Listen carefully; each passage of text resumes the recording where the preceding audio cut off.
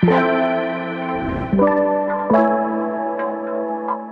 then so you more about Badwam TV, Badwam Health Tips. Now what you win in a casa afa fibroid ho. And one more share ye no dear. Dog boni na tofa e de emaye. And na ye to so sha de kodia e de fibroid no eba maso. E ha dwen pa. Fasedama endpoint ko be pate clinic. One mother woman tea and ne ye de Dr. Penny, Dr. Frimpong, AD enkomo afa e fibroid ho. Ti se no wanti mpo a enne tie adekode de fibroid no ever dog na se na se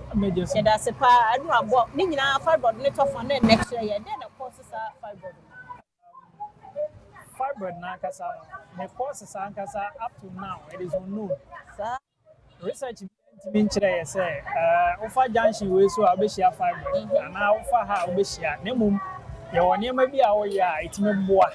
ema ne ba okay enti ye nyima de kopotia de ba na ye woni ma bi e boa ma ne ba na ye be jae ne ye be gina ne ma e boa ma ne ba eso ne ma ne bi ye enuane a obedi e bi ye dura obenom e bi ye wo lifestyle eno ne timi boa e bi so kwat mi ye genetics timi wo abusuam enti se wona na bi nya fibroid a onso betimi nya bi ama na ye na ma bi nya fibroid a onso betimi nya bi ama na ye na ye ba nuane side ne dia na enuane wo do bebre enuane bi ti sa processed food nuane ayehi yenim nyina e ka processed food an konkomu nuane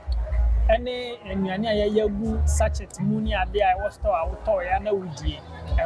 eno da nchen a enama hodo nyina except fish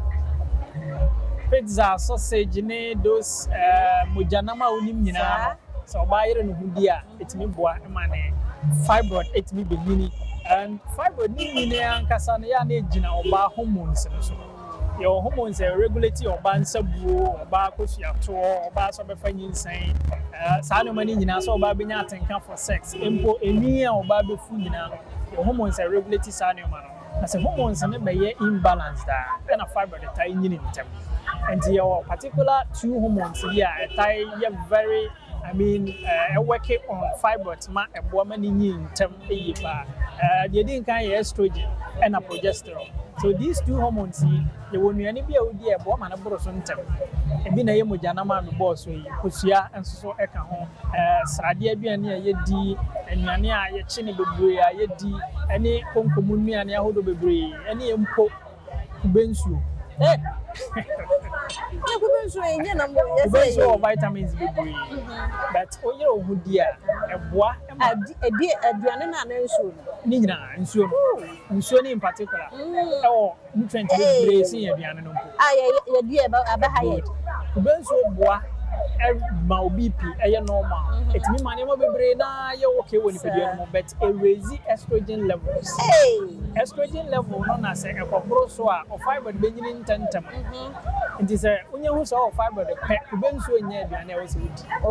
so okay mo kra so hu a onye hu so wo se ni hu ye dia hu ya betimi adi ne mo mza she ho na enyi na ebenyini do mo number no chen ye beto so number no ye 0249 200 555 0249 200 555. Hey, am I who wants some more? Nina just a health tips so now, but here we keep winning a cassava fibroid and a dog x-ray. Any mother could be a potin and soon near me beer. One more and one would you send no to me the fibroid grandmother, a home come on and a ye your friend one. Although the home nothing to move your the amount. Fasedama endpoint for your party clinic, or other Roma, and I'm come away a day every war. It's a member don't call and check a prostate or yes, can any free at the amount 0244 867068. Otsuna and pound what they were Sabre ya can your home, Debeton.